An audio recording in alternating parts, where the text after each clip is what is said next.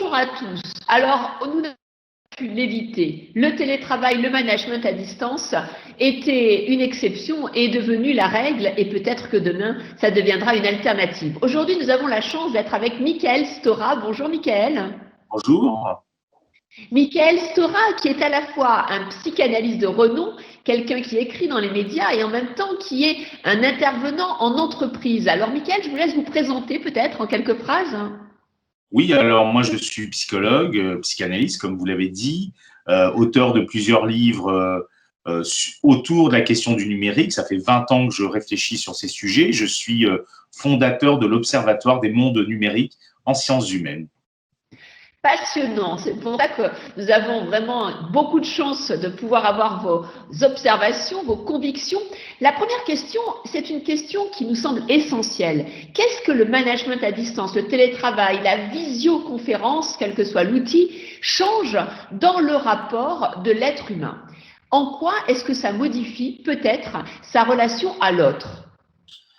Alors, il faut bien saisir qu'au fond, avant même cette obligation du distanciel, mes réflexions m'ont toujours poussé à penser que le lien à l'autre via Internet venait révéler, amplifier et faciliter d'une certaine manière ce que nous étions déjà. Cela veut dire que le management, avant même ce qui nous est arrivé en termes de confinement, était déjà une forme de management dit moderne d'une certaine manière, c'est-à-dire dans cette capacité à faire que l'autre semblable est presque plus un semblable qu'un autre, et que le manager lui-même, on le voit à travers la caricature de ce que pourraient être les startups, était un management terriblement horizontal, à l'image d'Internet, où finalement la dimension verticale du chef disparaissait, où chacun devenait acteur et auteur d'un projet commun, mais tout en sachant qu'il y avait derrière aussi, disons les choses honnêtement, une forme d'hypocrisie sur l'idée que, au bout du compte, le collaborateur restait tout de même un collaborateur et que le chef restait, se devait idéalement aussi de rester dans cette position que nous retrouvons, nous, en psychologie, c'est-à-dire à quel point est-ce qu'un manager incarne aussi une forme d'imago parental et à quel point est-ce qu'il assume ou non cette position-là. C'est-à-dire que sans être dans une position infantile, idéalement, au fond, le manager se devait aussi peut-être d'assumer cette position parentale, mais un parent à l'écoute, acceptant pourquoi pas d'être remis en question. Et c'est vrai que on a pu le voir à travers des tentatives avant même la question du confinement, dans des réseaux intranet inter-entreprises, dans des groupes WhatsApp, à quel point certains cherchaient finalement à dissoudre cette frontière nécessaire entre la vie privée et la vie professionnelle, qui permet pas simplement de protéger le collaborateur, mais qui permet aussi peut-être même de protéger cette capacité à finalement pouvoir répartir son temps de manière nécessaire entre la vie professionnelle et la vie privée. Je comprends bien. La première idée, c'est de dire qu'en fait, le management à distance est un révélateur de tendances qui avaient déjà émergé dans le monde d'avant, qui sont des tendances d'accélération, des tendances donc d'horizontalité du management et quelque part des tendances en fait liées à la confiance. La deuxième idée, c'est de dire qu'en fait, il est important que le manager soit dans une position d'adulte, c'est-à-dire qu'il accepte aussi le feedback de ses collaborateurs et qu'il crée du lien. Et cette troisième idée, c'est la nécessaire séparation entre la vie personnelle et la vie privée qui s'efface avec la visio et le management à distance, mais qui est nécessaire pour trouver en fait un ancrage dans qui l'on est et ce que l'on fait. Ma deuxième question, Michael, est vraiment autour de l'individu. Pourquoi en fait passer sa semaine à rentrer dans la lessiveuse du lundi au vendredi avec Visio Team ou Visio Zoom, eh bien change le rapport à soi? En quoi le fait d'être simplement une image et non plus de mobiliser ses cinq sens peut devenir un questionnement? Oui, totalement. C'est-à-dire, au fond, la visio repose la question de la présence à l'autre. Vous le nommez finalement, normalement, ce qui nous permet de nous sentir en lien avec l'autre, ce sont nos 5 sens. Justement, c'est même plus que les 5 sens, c'est le fait que les 5 sens soient reliés les uns aux autres qui me permet de me sentir unifié et de pouvoir aborder la relation à l'autre. Et c'est évident que lorsqu'on évoque la question de la visio, nous n'avons pas forcément affaire à la présence de l'autre, mais à l'image de l'autre. Et il faut bien comprendre que ce qu'on, nous, en psychanalyse, on appelle la pulsion scopique, est une pulsion qui a tendance à, finalement, sur l'autre, à se raccrocher à une image et à, je dirais, à cette idée que l'autre se réduit d'une certaine manière à une mosaïque, à une image et non pas ce qu'il est réellement. D'autant plus que nous avons une perception partielle de l'autre, d'abord audiovisuelle, donc il nous manque 3 autres sens, et les 3 autres sens, comme vous le savez, sont des sens beaucoup plus empathiques. Le toucher, le goûter, le senti, c'est ce qui me permet d'être proche de l'autre, alors que le visuel et l'auditif a tendance à l'éloigner. D'où parfois le fait que pour se sentir présent à l'autre, nous allons surinvestir la perception de l'autre comme une manière de le capter, mais au risque, quelque part, de se déconcentrer. Alors, il y a en plus un autre piège qui est celui du retour de notre propre image.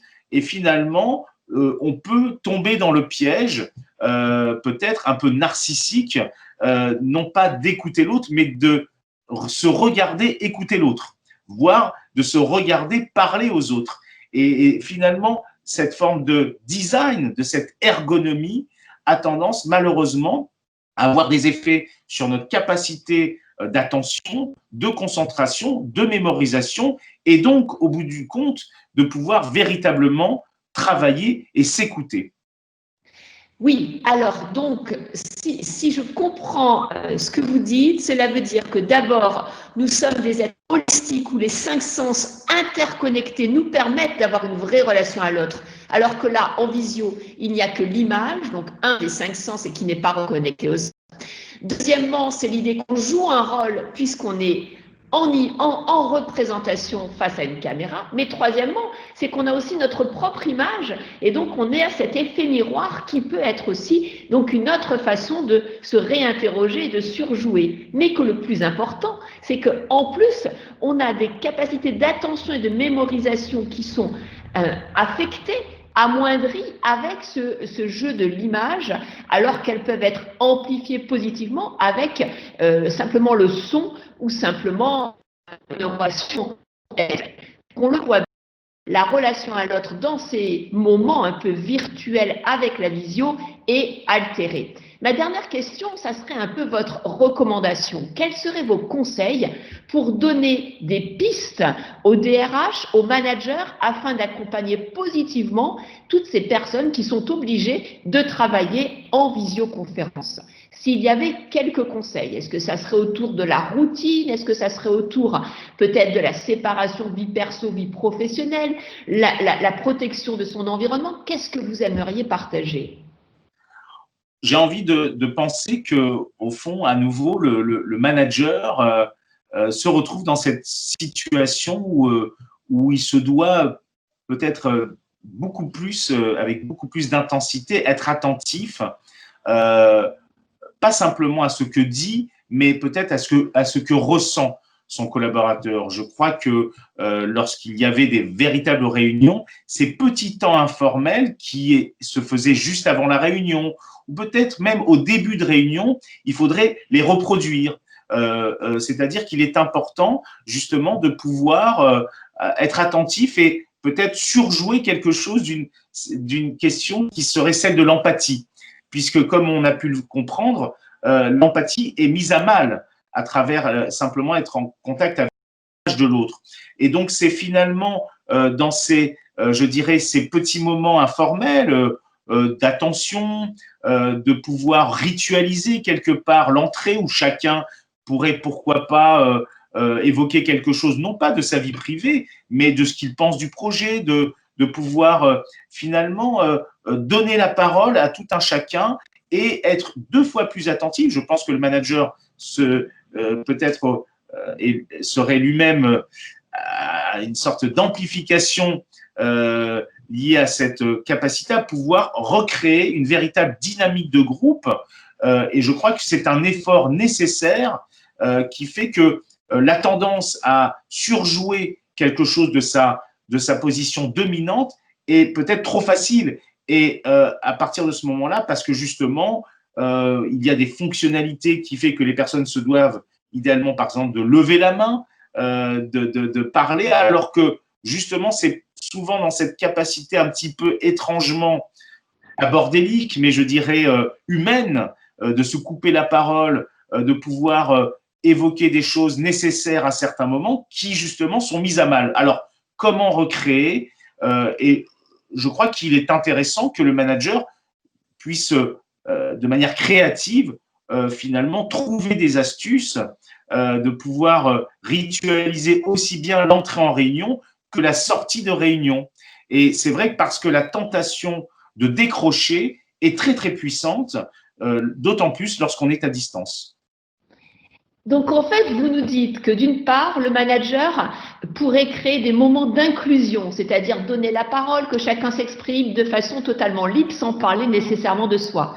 Mais pendant la conférence en visio, il pourrait aussi créer la désorganisation pour créer des moments où on se coupe la parole, des moments où on n'est pas d'accord et non pas lever la main comme un enfant. Et troisièmement, vous nous dites, en fait, il faut de la déclusion, c'est-à-dire qu'à la fin, soyons fous, faisons des blagues, reprenons notre humanité, notre esprit rebelle, parce qu'en fait, eh bien, ces visios, ça crée du formalisme, ça crée de la structure et ça nous enlève tout ce qui fait notre humanité, c'est-à-dire notre différence. Un grand merci, Mickaël, pour ce témoignage passionnant. Au revoir, merci à vous. Merci beaucoup.